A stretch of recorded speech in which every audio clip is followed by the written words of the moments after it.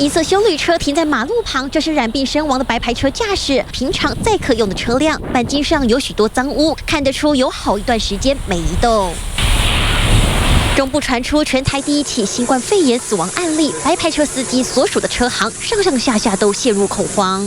我家人我才会手机打拢好啊，对啊，10桶有啊，来我咱那个冷却滚扣啊，几十桶有了啦，有。上到28号下午4点半，我就叫他回去休息，去看医生。司机染病死亡，车行老板相当震惊，查了班表后否认死者近期有到过机场载客，怀疑他去餐厅载台商，因此遭感染。伊伫餐厅后天30磅，你去载，这嘛是蛮有可能。死者做过零工，也当过送货员，10个月前开始靠行当白牌车司机，偶尔会去机场接客，但并不是主力。另外，死者也曾到8大行业载客，为了防堵疫情，离开业者一早贴出公告。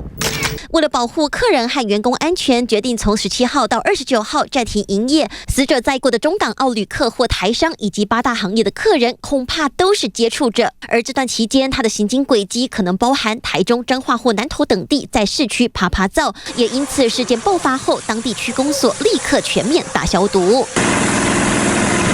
先消毒死者的休旅车和上班的车行，另外他过往常出没的地点，通通都得灭菌消毒。